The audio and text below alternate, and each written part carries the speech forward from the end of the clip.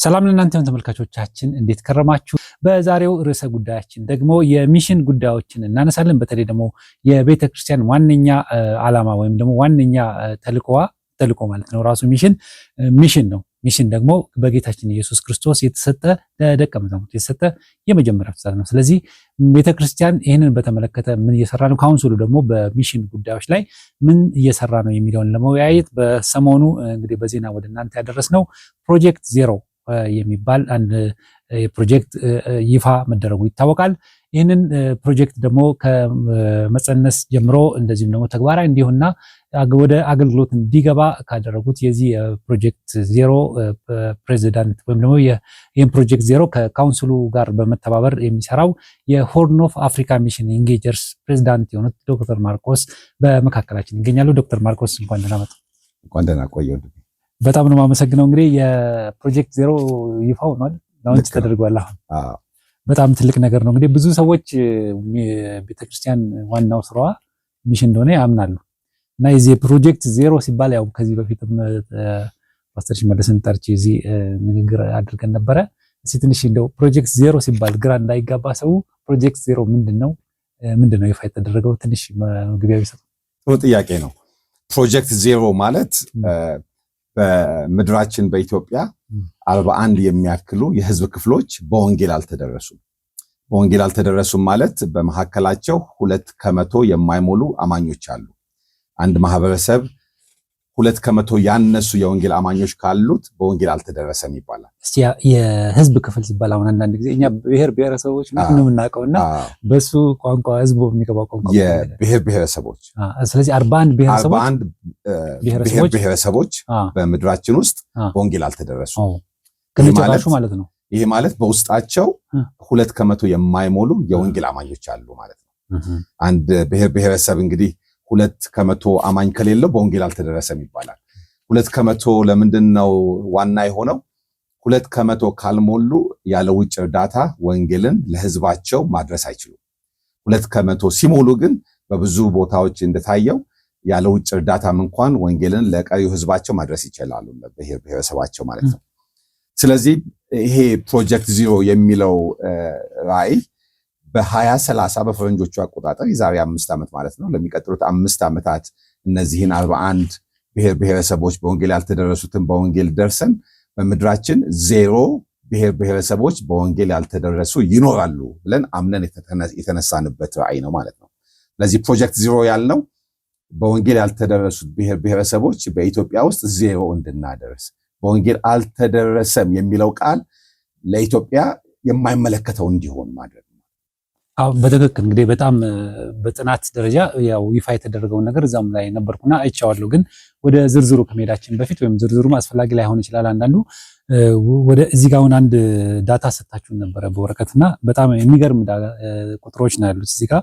ሆርን ኦፍ አፍሪካ ያው ከካውንስሉ ጋር አብሮ የሚሰራ ተቋም ነው የሰራቸው ተብሎ ለምሳሌ 680,000 ሰዎች ወደ ጌታ መጥተዋል። በዚህ 32,000 ቤተክርስቲያን ተተክለዋል ይላል። እንደገና ደግሞ 62,000 people have been trained and equipped መሪዎች ሰልጥነዋል ይላል። እና ስለነዚህ ነገሮች እንደው ትንሽ ማብራሪያ ብናይ።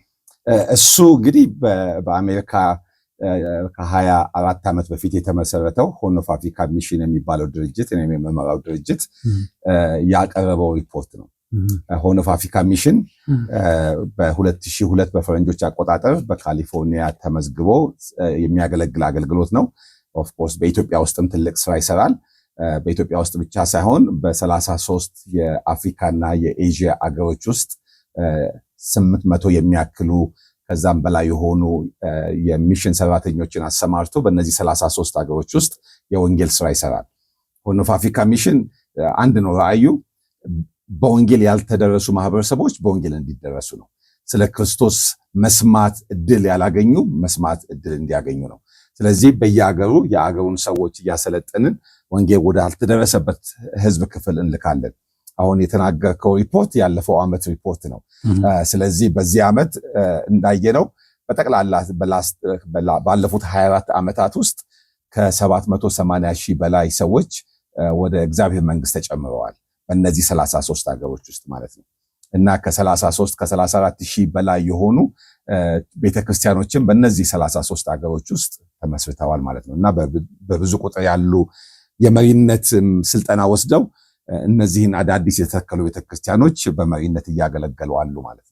በጣም አሁን የ32,000 ቤተክርስቲያን ተተከለ ሲባል ምናልባት ትንሽ ለግር እንዳይል፣ ምክንያቱም በጣም ብዙ ቁጥር ነው። ይሄ በጣም ትልቅ ቁጥር ነውና ይህንን ያክል እንዴት ምን ያክል ጥረት ብታደርጉ ነው ይህ ሁሉ ስራ የተሰራው? በጣም ጥሩ ጥያቄ ነው። መጀመሪያ ምናልባት ቤተክርስቲያን የሚለውን ስዕል ትክክለኛ ስዕል እንዲኖረን እንድናስብ ፈልጋለሁ። አዲስ አበባ ላሉ ለምሳሌ ቤተክርስቲያን ሲባል እንደ ቀጠና 2 እና ሌላ ቸርቾችን አስበው ቢልዲንግ አስበው እንደዚህ አይነት ቢልዲንግ ሊያስቡ ይችላሉ። እኛ ቢልዲንግ አንሰራም፣ ህንፃ አንገነባም። ግን ሰዎች ወደ አንድነት መጥተው ክርስቶስ ኢየሱስን እንዲከተሉ ከጅማሬ ጀምሮ እንሰራለን። በወንጌል ያልተደረሰው ማህበረሰብ በወንጌል ደርሰን አማኞች ወደ ጌታ እንዲመጡ ተደርጎ ውሃ ጥምቀት ወስደው ቤተክርስቲያንን ስርዓት እየፈጸሙ በአንድነት የእግዚአብሔር ቤተክርስቲያን ሆነው ይኖራሉ እና ሲምፕል ቸርች ናቸው ማለት በቁጥር ትንሽ ናቸው፣ ብዙ አይደሉም። 15-20 ሰዎች በአንድ ላይ ሆነው በቤት ውስጥ አንዳንዴ በዛፍ ስር አንዳንዴም የራሳቸው የሆነ ትንሽ ነገር ሰርተው ያገለግላሉ። በአሁኑ ጊዜ ከ15 እስከ 20 የሚያክሉ ቤተክርስቲያኖች በየቀኑ ይተከላሉ በእኛ አገልግሎት ውስጥ በመላው ዓለም ማለት ነው። በሙሉ በእነዚህ 33 ሀገሮች ውስጥ ማለት ነው እና ቤተክርስቲያንን እተክላለሁ ያለው ኢየሱስ ስለሆነ ኢየሱስ እየተከለ ነው። ወንጌል ወዳልተደረሰበት ማህበረሰብ ስንሄድ እንግዲህ እግዚአብሔር ብዙ ድንቅና ተአምራትን ያደርጋል። ይህንን ሲያደርግ ማለት ነው። አሜን። በጣም ደስ የሚል ነው። እንግዲህ ከካውንስሉን ብዙ ጥያቄዎች ይመጣሉ ወደ ካውንስሉና በተለይ ሚሽነሪዎችን በተመለከተ ካውንስሉ ሚሽነሪ እንዲልክም የሚፈልጉ መጥተው ጥያቄ የሚያቀርቡም አሉና ከካውንስሉ ጋር ያው ሚሽን ጉዳይ እናንተ ስለሆነ የያዛችሁት በምንድን ነው ከካውንስሉ ጋር አብራችሁ የምትሰሩት? ወይም ደግሞ ካውንስሉ በምን መልኩ ነው ከእናንተ ጋር አብሮ እየሰራ ያለው? እንግዲህ ይሄ ፕሮጀክት ዚሮ ካውንስሉ በሙሉ ኢትዮጵያ ባሉ አብያተ ክርስቲያናት የሚሽን አገልግሎቶች እና ተቋማት ኦቨርሲ አድርጎ የበላይ ሆኖ ይሄ ስራ እንዲሰራ ፋሲሊቴት ያደርጋል ማለት ነው። ካውንስሉ የሚሰራው ስራ አይደለም። ካውንስሉ ኢምፕሊመንት አያደርግም፣ ስራው እንዲፈጸም አያደርግም። ነገር ግን ጥሩ መድረክ ፈጥሮ ቸርቾች በአንድ ላይ መጥተው፣ አብያተ ክርስቲያናት በአንድ ላይ መጥተው፣ የተልእኮ ተቋማት በአንድ ላይ መጥተው ይህንን ራዕይ እንዲረዱት ተባብረውም እንዲሰሩት ጥላ ሆኖ የውጫውን ሜዳ ያዘጋጃል ማለት ነው። ስለዚህ ያንን ነው እያደረገልን ያለው። አሁንም በዚህ ሳምንት በቀረበው ፕሮግራም ላይ ያስተላለፍነው መልእክት ያ ነው። ቸርቾች፣ ቤተክርስቲያናት እንዲሁም አብያተ ክርስቲያናት፣ የሚኒስትሪ ተቋማት በአንድ ላይ መተን እንግዲህ ያልተደረሱት የህዝብ ክፍሎችን ጥናት አድርገናል። እነዛም ቁጥሮቻቸው አሉ፣ የት እንዳሉ እናውቃለን። እነሱን እንድረሳቸው፣ ቅድሚያ ለነሱ እንስጥ የሚለውን ነገር እንሰራለን ማለት ነው። እሺ፣ አሁን በትላንት ወዲያ ይመስለኛል የፕሮጀክት ዜሮ ኦፊሻሊ ይፋ ተደርጓልና እዛ ላይ ቁጥሮችም ይጠቀሱ ነበር። በተለይ አሁን ከጠቀሱት አንጻር 2% የሚል ቁጥር ሰምቻለሁና እዛም ላይ ነበረ 2% ቁጥር ከየት መጣ ብለው ለሚጠይቁ ሰዎች ምንድነው ማለት ነው? ጥሩ ጥያቄ ነው። 2% መጽሐፍ ቅዱስ ውስጥ ያለ ቃል አይደለም። ለምሳሌ ያክል በጄ ውሃ አለ። ይሄ ውሃ ተጠቃሚ የሚሆነው ህዝብ 2% የሚያክለው ህዝብ ስለዚህ ውሃ ካላወቀ ይሄ ቢዝነስ ወደፊት ሊቀጥል አይችልም። ብዙ ሰው አያውቀውም። ስለዚህ ገዢ ሊያጣ ነው። ቀስ እያለ እየጠፋ ይሄዳል። ስለዚህ ይህንን የፈጠሩ ሰዎች ምን ያደርጋሉ? ማስታወቂያ ያሳያሉ፣ ሰዎች እንዲያውቁት እንዲሰሙት። ስለዚህ ብዙ ሰዎች ሲያውቁት 2% ያክል ሲያውቁት ለሌሎች እየተናገሩ ጥሩ ውሃ ነው፣ እኔም ጠጥቼዋለሁ፣ ተስማምቶኛል፣ እናንተም ጠጡት እያሉ ያስተላልፋሉ ማለት ነው። ስለዚህ በወንጌልም እንደዛ ነው። 2% አማኝ በአንድ ብሔረሰብ ውስጥ ካለ ያንን እውነት ለሌሎች ህዝቦቻቸው እየነገሩ ወንጌልን ያስተላልፋሉ። ስለዚህ በ2% እናቆማለን ማለት አይደለም። 2% መጨረሻው ነው ማለት አይደለም። ግን 2% ስራው ወደ ኋላ እንዳይሄድ፣ ነገር ግን ወደፊት ለመሄድ አቅም እንዲኖረው በቃ መስመሩ እሱ ነው ለማለት ነው። እሺ፣ ይህንን ቁጥር ለማምጣት ለምሳሌ አሁን ቅድም ነገሩኛል በተወሰኑ የብሔረሰብ ክፍሎች ወይም ብሔረሰቦች ይህን ያክል አማኝ የለም ብለዋልና ጥናቱ እንዴት ተደረገ? የጥናቱስ አደራረግ ሂደቱ ምን ይመስል ነበር? ምንስ ቻሌንጅ ገጠማችሁ? ጥናቱን እንዲያጠኑ በቁጥር ብዙ የሆኑ ሰዎችን በመላው ኢትዮጵያ ልከናል። በተለይ ደግሞ በወንጌል ገና አልተደረሱም ብለን ያመናቸውን ክፍሎች ቅድሚያ ሰጥተን ማለት ነው። ስለዚህ ሰዎቹ ቦታው ድረስ እየሄዱ ነው ያጠኑት። ኤግዛክትሊ ቦታው ድረስ ሄደው በዛ ያሉትን አብያተ ክርስቲያናት ጠይቀው እዚህ ስንት የወንጌል አማኞች አሉ ከዚህ ማህበረሰብ ከዚህ ብሔር ብሔረሰብ ብለው ጠይቀው በደንብ ኢንተርቪው አድርገው ዲስከስ አድርገው ያንን ነው ጥናት ያጠኑት። ጥናቱ ጥንቅቅ ብሎ አላለቀም።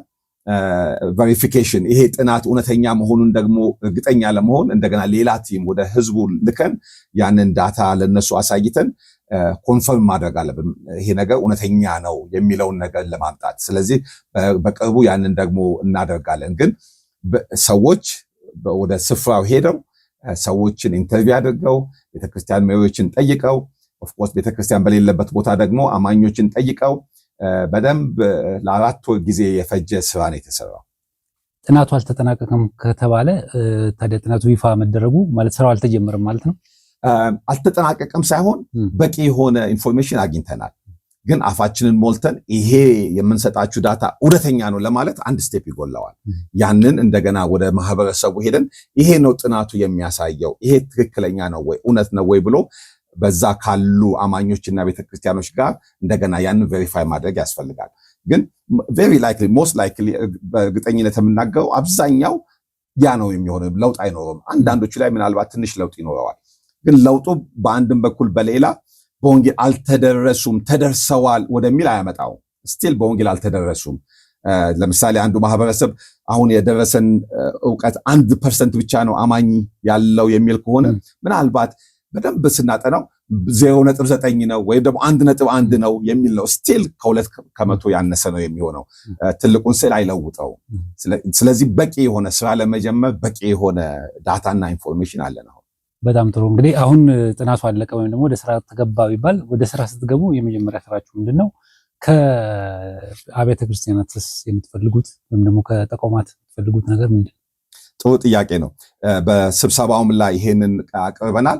እንግዲህ የፕሮጀክት 0 ቢሮ አለ ይሄንን የሚከታተል አሁን ለአብያተ ክርስቲያናት እና ለተቋማት ይሄንን ይፋ አድርገን አቅርበናል። ማንም ቤተክርስቲያን፣ ማንም አብያተ ክርስቲያናት፣ ማንም የተልእኮ ተቋም እኔ እነዚህን ህዝቦች በወንጌል መድረስ እፈልጋለሁኝ ካለ ቅጽ አለ። ያንን ቅጽ ሞልተው ለሚቀጥሉት 5 ዓመት እንፈራረማለን። በቃ እኔ እንደ ባለ አደራ ይህን እዚህ ማህበረሰብ ውስጥ እሰራለሁኝ፣ ይህን ያህል ሚስዮናዊ ወደዚህ ማህበረሰብ እንዲላክ የሚያስፈልገውን አቀርባለሁኝ ብለው ይፈራረማሉ። ያንን ተፈራርመን ለሚቀጥሉት 5 ዓመት በአንድ ላይ እንጓዛለን ማለት ነው። በእነዚህ 5 ዓመታት ውስጥ እስከ 2000 የተልእኮ ሰራተኞች ለመላክ እቅዳለን። እነዚህ 2000 ሰዎች እንግዲህ በእነዚህ 41 ማህበረሰቦች ውስጥ ገብተው ወንጌልን አብስረው እስካሁን እንዳየነው ወንጌል ባልደረሰው ማህበረሰብ ወንጌል ሲሰበክ ሰዎች ወደ ጌታ ይመጣሉ፣ ቤተክርስቲያናት ይተከላሉ እና እነዚህ ማህበረሰቦች በሚቀጥሉት 5 ዓመት ውስጥ ከ2% በላይ የወንጌል አማኞች ይኖሯቸዋል ብለን እናምናለን ማለት ነው። አሁን እንግዲህ ግልጽ ለማድረግ ምናልባት አሁን ብዙዎቹ ተቋማት ሊሆኑ ይችላሉ፣ ቤተክርስቲያንም ሊሆኑ ይችላሉ፣ ካውንስሉ ሚሽነሪ ይልካል፣ ስለዚህ ደሞዛችንን ይከፍላል፣ እኛ መሄድ እንፈልጋለን ብለው የሚመጡ አሉ። እርግጥ ምንድነው ከሚመጡት የምትጠብቁት? ክሊር ለማድረግ ምክንያቱም መጥተው በጀስቱን እኛ ሰው አለን ቢሏችሁ ነው ወይስ ምንድነው? ካውንስሉ ይሄንን ራዕይ ኢምፕሊመንት አያደርግም፣ አይተገብረው። ካውንስሉ ቅድም እንዳልኩት ቤተክርስቲያኖች ወደ አንድነት መጥተው የተልእኮ ተቋማት አንድ ላይ መጥተው ተወያይተው ተያይዘው ይህን ስራ እንዲሰሩ መሬቱን ነው የሚያዘጋጀው። ይሄው ስሩ፣ ይሄ ጌታ ለኛ የሰጠን አደራ ነው፣ እኛም ይሄንን እናምንበታለን፣ ይሄም ተሰርቶ እንድናይ እንወዳለንና ስሩ ነው የሚለን ማለት ነው። ስለዚህ ይሄንን መስራት የሚወዱ አብያተ ክርስቲያናት በፕሮጀክት 0 ቢሮ ይሄንን ስራ የሚሰሩ ወንድሞችና እህቶች አሉ። እነሱን መገናኘት ያስፈልጋል ማለት ነው። ቢሮ ግን ለሚላከው ሚስዮናዊ ገንዘብ አለው ማለት አይደለም። ምንድነው የምናደርገው? አንድ ቸርች፣ አንድ ቤተክርስቲያን ለምሳሌ በአንድ ብሔረሰብ ውስጥ ሚስዮናዊ መላክ ፈልጋለሁ ካለ ያንን ፊርማ ስንፈራረም ለ5 ዓመት አብረን እንሰራለን። ከሁለታችንም የሚወጣ ገንዘብ ይኖራል። ከቤተክርስቲያኗ የሚወጣ እንደውም ከቤተክርስቲያኗ የሚወጣው በየዓመቱ እየጨመረ ይሄዳል። ሲጀምሩ 20% ይሆናል ኮንትሪቢዩት የሚያደርጉት ለሚስዮናዊ ቀለብ። ከዛ ሁለተኛ ዓመት ላይ 40% ይሆናል፣ ሶስተኛ ዓመት ላይ 60% ይሆናል፣ አራተኛ ዓመት ላይ 80% ይሆናል፣ አምስተኛ ዓመት እና ከዛ ባሻገር 100%ውን ያቺ ቤተክርስቲያን የተፈራረምናት ባለአደራነት ወስዳ ይሄ ነገር እንዲፈጸም ታደርጋለች ማለት ነው። ይሄ ቢሮ ደግሞ ፕሮጀክት ዚሮ ቢሮ ደግሞ ይሄንን ለሚያደርጉ ለሚቀጥሉት ጥቂት ዓመታት የተወሰነውን ፋይናንስ ከሌሎች ድርጅቶች እየሰበሰበ ያቀርባል ማለት ነው። ስለዚህ እነዚህ ሁለቱ እየተጋቡ በአንድ ላይ እየተባበሩ ይህን ስራ ይሰራሉ ማለት ነው። አሁን እንግዲህ መተውም እንደው ስራ ለመቀነስ ማለት ነው የእናንተ ቢሮ ላይ ጫና እንዳይኖር፣ ለምሳሌ አሁን ሲሰሙ እነዚህ ተቋማት ወይም ደግሞ ግለሰቦች እኛ ሚሽነሪ መሆን እንፈልጋለን ብለው ሲሉ አሁን 20% ከእናንተ ይወጣል ሲባል 80% ከእናንተ ተደርጎ ተደምሮ ነው ወደ ስራ የሚገባው ማለት ነው። የመጀመሪያ ዓመት ላይ ሁለተኛ ዓመት ላይ ደግሞ 40% እና 60% ይሆናል። ሶስተኛ ይገለበጣል 60% እና 40% ይሆናል። እንዲህ ያለ ሽፍቱ ወደ መጀመሪያዋ በቃ ልካለው ወዳለችው እየበዛ ይሄዳል። ከአምስተኛው ዓመትና ከአምስተኛው ዓመት በኋላ ደግሞ ሙሉ በሙሉ ባለአደራነት የሚሰጣት ላኪዋ ቤተክርስቲያን ትሆናለች ማለት ነው። እሺ ይሄ በጣም ግልጽ ነው ብዬ አስባለሁ። ምክንያቱም መተውም ላያስቸግም አንዳንዶቹ አሁን በጀት አለ እኛ ለመሄድ ብቻ ነው የምንፈልገው ብለው ከመጡ ምናልባት ስራ እንዳይጀምርባቸው ለማለት ነው። አሁን ሰዎች በየቦታው ደግሞ አሉ። አሁን እነዚህ ባላችኋቸው ቦታዎች ላይ ለስራ ለተለያየ አጋጣሚ የሚሄዱ ሰዎች አሉ። ምናልባት ቤተክርስቲያኖች እዚህ ላይ ፈቃደኛ ባይሆኑ እንደዚህ አይነት ሰዎች በግለሰብ ደረጃ የምትልኩት ያሰባችሁት ነገር ይኖራል? ስራው በሙሉ በቤተክርስቲያን እንዲሆን እንፈልጋለን። ከቤተክርስቲያን ውጪ መስራት አንፈልግም። ምክንያቱም ከ5 ዓመት በኋላ ባላደራ የሆነ እናት የሆነች ቤተክርስቲያን እንፈልጋለን፣ ያቺ የተተከለችዋን ቤተክርስቲያን የምታሳድግ። ስለዚህ ግለሰቦችም ካሉ ባለሀብት ካሉ እኔ አቅመዋለኝ ካሉ ስቲል ቤተክርስቲያን ያስፈልጋል። ስለዚህ ከሚያመልኩበት ቤተክርስቲያን ጋር ተባብረው ወይም ከሌሎች ቤተክርስቲያኖችና የእምነት ተቋማት የወንጌል ተቋማት ጋር ተባብረው እኔ ገንዘቡን አዘጋጃለሁ ይህን ነገር ከእናንተ ጋር እንስራ ብለው እንዲያስቡ እንፈልጋለን። ይሄ ቤተክርስቲያን ተከላ ስራ በቤተክርስቲያን እንዲሰራ እንፈልጋለን። የማታም ደግሞ ከ5 ዓመት በኋላ ቤተክርስቲያን ባለቤት ሆና ባላደራ ሆና የተወለደችውን ቤተክርስቲያን እናት ሆና እንድታሳድግ ወደ ሙላት እንድታመጣት፣ ቤተክርስቲያንም ደግሞ አንድ መትከል አይደለም የምትባዛ እንድትሆን እንፈልጋለን። እንድትባዛ እናት ያስፈልጋታል፣ ቤተክርስቲያን ያስፈልጋታል። እንግዲህ አሁን በጣም ክሊር ለመሆን እዚህ ላይ ምናልባት እናንተ ቤተክርስቲያን ተከልን ስትሉ ቤተክርስቲያን አሁን የሚተክል የራሱን ስም ለጥፎ የራሱ ብራንድ አድርጎ እንዳይመስል ምናልባት ይህንን ግልጽ ቢያደርጉ። ፕሮጀክት ዚሮ የራሱ ቸርች የለውም። ስለዚህ እነዚህ አሁን 32,000 ቤተክርስቲያን ተተከለ ሲባል የእናንተ አይደለም። አንዱም ሆርን ኦፍ አፍሪካ የሚል ስም የላቸው። ከሙሉ ወንጌል ጋር ስንሰራ የሚተከሉት ቤተክርስቲያኖች ሙሉ ወንጌል ይባላሉ። ቃለ ሕይወት ጋር ስንሰራ የሚተከሉት ቃለ ሕይወት ይባላሉ።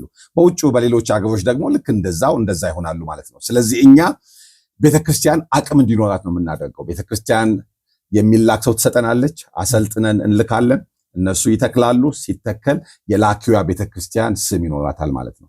ስለዚህ ከኛ ጋር ስንሰራ ከኛ ጋር የሚሰሩት ቤተ እምነቶች ቁጥራቸው ይበዛል፣ የሚተከሉት የነሱ ይሆናል። ስለዚህ የተላኩት ሰዎች ከመጡበት ቤተ እምነት የሚተከሉትን ቤተክርስቲያን ያንን የቤተ እምነት ስም ይይዛሉ ማለት ነው። በጣም ጥሩ። እንግዲህ አሁን በዚህ በስራ ሂደት ውስጥ በጥናቱ በተደረገው ማለት ነው ብዙ ቻሌንጆች እንደገጠማችሁ ሰምተናልም። እናንተም ደግሞ ብዙ ያልነገራችሁን ይኖራል ብዬ ተስፋ አደርጋለሁና ምናልባት ለሚሰሙን ሰዎች አሁን ወደፊትም ቻሌንጁ እንዳይቀጥል ወይም ደግሞ የተሻለ መደላድል እንዲኖር ምንድን ነው የምትጠብቁት? አሁን በቀጣይ ስራ ከሌሎቹ ትብብር የምትጠብቁት ነገር? አንዱ ትልቁ ስዕል መሳል የምፈልገው ኢትዮጵያ በወንጌል አልተደረሰችም። ብዙ ጊዜ ስናስብ በቃ ወንጌል ሁሉን ቦታ ያጥለቀለቀ ይመስለናል። አንዳንዶቻችንም በምንኖርበት አካባቢ ቤተክርስቲያናት አሉ፣ ቤተክርስቲያን ግጥም ተብለው ተሞልተዋል። ስለዚህ እሱን ስናይ በቃ ወንጌል ደርሷል ብለን እናስባለን። ግን ወጣ ስንል ትንሽ ራቅ ስንል በጣም ብዙ ህዝቦች ገና ለወንጌል የራቁ ናቸው። እነዚህ ህዝቦች ደግሞ የወንጌል ጠላት ስለሆኑ አይደለም፣ እድል ስላላገኙ ነው። እኔ እናንተ እድለኞች ሆነን እግዚአብሔር በቸርነቱ ወንጌል እንዲደርሰን አደረገ። በቋንቋችን መጽሐፍ ቅዱስ አለ፣ በዙሪያችን ክርስቲያኖች አሉ፣ ብዙ ወዳጆች አሉ፣ የምንሄድበት ቤተክርስቲያን አለ፣ አማርጠን ያውም ብዙ አለ። ግን ብዙ የህዝብ ክፍል በእነዚህ 41 ብሔር ብሔረሰቦች ውስጥ የሚኖረው ህብረተሰብ ክርስቲያን የሚባል አያውቁም። የተሳለላቸው ስዕል ይኖራል፣ ግን ጎረቤት ሆኖ ክርስቲያን ማለት ይሄ ነው ብሎ ያሳያቸው የለም። መጽሐፍ ቅዱስ በቋንቋቸው የለም። አብዛኛው ቤተክርስቲያን የሚባል ነገር አይተው አያውቁም። ማንም ጋብዛቸው አያውቅም። ስለዚህ እንደዛ የሆነበት ምክንያት ደግሞ አንፈልግም ስላሉ አይደለም። አብዛኛዎቹ የነገራቸው ሰው ስለሌለ ነው። ስለዚህ ለህዝባችን መናገር የምፈልገው፣ ለወንጌል አማኞች መናገር የምፈልገው የወንጌል ስራ ገና ብዙ ይቀረናል። እነዚህ ደግሞ በፊታችን ያሉት 5 ዓመታት ድንቅ ዓመታት ናቸው። ተባብረን የምንሰራበት ፈጽሞ ወንጌል ላልሰማ ማህበረሰብ አንዴ ለመጀመሪያ ጊዜ በቋንቋው በኮንቴክስቱ እንዲሰማ እናድርግ እና ወንጌል ደግሞ ንጹህ ወንጌል ወደ ሰዎች ከደረሰ ኢየሱስ የሚወደድ ነው። ይወዱታል፣ ይከተሉታል፣ ያመልኩታል እና እነዚህ ያልናቸው ቁጥሮች ሁሉ ግቡን እንደርሳለን። ስለዚህ ብዙ እንዳንዝናና በወንጌል ደርሰናል ብለን ተጽናንተን ቁጭ እንዳንል፣ ነገር ግን ገና ብዙ ስራ አለ በፊታችን። ይህንን ትልቅ ስራ አብረን እንስራ። በፊታችን ያሉት 5 ዓመታት ውብ ዓመታት ናቸው። የዛሬ 5 ዓመት ድንቅ የሆነ በዓል እናዘጋጃለን። በምድራችን በወንጌል ያልተደረሱ ማህበረሰቦች 0 ነው ብለን፣ ያ ደግሞ የመንግስተ ሰማይ ቅምሻ ይሆናል። ዮሐንስ በራእይ ላይ ሲናገር ምዕራፍ 7 ቁጥር 9 ላይ እንዲህ ይላል፣ እነሆ አየሁ ይላል። ምን አየ ስትለው ማንም ሊቆጥራቸው የማይችል ከህዝብ ሁሉ፣ ከነገድ ሁሉ፣ ከወገን ሁሉ፣ ከቋንቋ ሁሉ በቃ የክርስቶስ ኢየሱስ ዙፋን ከበው ሲያመልኩ አየሁኝ ይላል። ያየው አለ ሰማይ ምን እንደሚመስል እና በምድራችን ይሄንን ጨርሰን በ5 ዓመት ውስጥ በቃ የሰማይ ቅምሻ ይሆነናል። በቃ ምድራችንን በወንጌል ደረስን። በወንጌል ተደርሷል። በወንጌል ተደርሷል ማለት ጨርሰናል አበቃ ማለት አይደለም። ነገር ግን በቃ ያለ ውጭ እርዳታ ከዚህ በኋላ መቀጠል ይችላል፣ ሌሎች ሁሉ መስማት ይችላሉ ወደሚል ደረጃ እንደርሳለንና እነዚህ በፊታችን ያሉት 5 ዓመታት በጣም ልንሰራባቸው ልንተጋባቸው የሚገቡ ነው። ይሄ ደግሞ ለሁሉም አማኝ የተሰጠ ነው። ለሁሉም ቦታ አለው። ለሚጸልይ ቦታ አለው፣ ገንዘብ ለሚሰጥ ቦታ አለው፣ ለሚልክ ቦታ አለው፣ ለሚያስተምር ቦታ አለው፣ ሐኪሞች ለሆኑ ሕክምና በየነዚህ ቦታዎች ሄደው ለመስጠት ቦታ አለው። ውሃ ማውጣት የሚችሉ ቢዝነስ ሰዎች ውሃ አውጥተው ሊባርኩ ይችላሉ። ትምህርት ቤት ሰርተው ከተሞችን መንደሮችን መባረክ ለሚወዱ እንደዚህ አይነት ኦፖርቹኒቲ አለ። ስለዚህ ይሄ ለሁሉ ለወንጌል አማኞች ክፍት የሆነ ኦፖርቹን ታይም ነውና አጥብቄ እናገራለሁ። ይሄ እድል አያምልጠን። እድል ይከፈታል፣ ይዘጋል። አሁን ይሄ ትልቅ እድል ነው። አብረን እንስፋላለሁ። በጣም ጥሩ። እንግዲህ ያው ተጨማሪ ጥያቄዎች ካሉ ደግሞ ስለሚቀጥለው ቀጣይ ስቴጅ ደግሞ ላይ እንደዚሁ የሚደረግ ነገር ካለ እንደዚሁ ጠርቼ የሚነግሩን ይሆናል። ማንኛውም የዛሬ 5 ዓመት ደግሞ ሪፖርት እንሰማለን ብዬ ተስፋ አደርጋለሁ። 0 ሆነ የሚል ማለት ነው። በመጨረሻ እንግዲህ ከመጨረሳችን በፊት ይህን ሳልናገር የሚሉት ነገር ካለ እድል ንስቶትና መናገር የፈልጉት መናገር ይችላል። ይሄው ነው የምለው። እንደገና በደንብ አጥብቄ መናገር የምፈልገው አንድ እውነታ አለ። ያ እውነታ ምንድን ነው? እድል እንዳያመልጠን። ስለ ይሁዳ አስቆሮቱ ሐዋርያት ሥራ ምዕራፍ 1 ላይ ሲናገር ከኛ ጋር ሊቆጠር ታድሎ ነበር ይላል። እድል ተሰጥቶት ነበር እና እድሉን አበላሸው። እኛ ብዙዎቻችን እንደዚህ አይነት እድል አይደለም የምናበላሸው፣ ግን ልንሰራ የሚገባውን ስራ ሳንሰራ እድል ያመልጠናል። ያልሰራ ነው ደግሞ በቃ ስራ ስለማንወድ አይደለም። የማንሰራው በምን ምክንያት ነው? የሚጮህ እርጀንት የሆነ አስቸኳይ የሆነ ነገር በዙሪያችን አለ። አስቸኳይ የሆነ ነገር ጩኸታም ነው። ዋና የሆነ ኢምፖርታንት የሆነ ነገር ደግሞ ድምፅ ብዙ የለው። አሁን በእነዚህ 41 የብሔር ብሔረሰቦች ውስጥ እግዚአብሔር በጎች አሉት። ግን እነዚህ በጎች ድምፃቸው እንኳን አልተሰማም፣ እንደጠፉ ጸጥ ያሉ ናቸው። እና ያልጠፋውን በግ እንዴት ነው የምትፈልገው? የማይጮኸውን ማለት ነው። የሚጮህ እኮ ቢሆን የጮህ ነው እንፈልገው ይባላል። የማይጮህ ድምፁ ያልተሰማ በግ እንዴት ነው የምንፈልገው? ዙሪያችን ደግሞ የሚጮህ ብዙ ነገር አለ። ቤቱ ያንጠባጥባል፣ ልጆች ተጣሉ፣ ባልና ሚስት እንዲሆነ የሚባል የሚጮህ አሁን ስራኝ የሚል ስራ በጣም ብዙ አለ እና ብዙዎች አገልጋዮች በዚህ በሚጮህ አስቸኳይ ስራ ተከበዋል። ከዛ የተነሳ ዋና የሆነው ነገር ድምፅ ያላሰማው ተረስቷል። እና ወንድሞቼና እህቶቼን ማስታወስ የምፈልገው ዋና ይሁን። ስላልጮኸ የኛን አቴንሽን አይፈልግም ማለት አይደለም። የኛን አቴንሽን ይፈልጋል። እነዚህ 5 ዓመታት ይህን ነው የሚነግሩን። ዋናውን ዋና እናድርግ። በእነዚህ 5 ዓመታት ድምፁ ላልተሰማ በግ እንስራ። ሩቅ ላልተፈለገ ፈልጉኝ ላላለ ለነሱ ቅድሚያ እንስጥ። የሚጮኸውን ሲስተም ፈጥረን ሌሎች እንዲሰሩት እናድርግ። ያልተጀመረውን እንጀምር። እሱን እንስራ። እሱን ከሰራን የዛሬ 5 ዓመት ትልቅ ክብረ በዓል ይኖረናል። እግዚአብሔር ስሙ ይባላል። ዶክተር ማርቆስ ዘመነ ብርሃን እዚህ ድረስ የሆርን ኦፍ አፍሪካ ሚሽን ኢንጌጀርስ ፕሬዚደንት ድረስ መጥተው ይህንን መሰለ ማብራሪያ ስለሰጡን አመሰግናለሁ። እግዚአብሔር ይስጥልኝ። እኔም አመሰግናለሁ።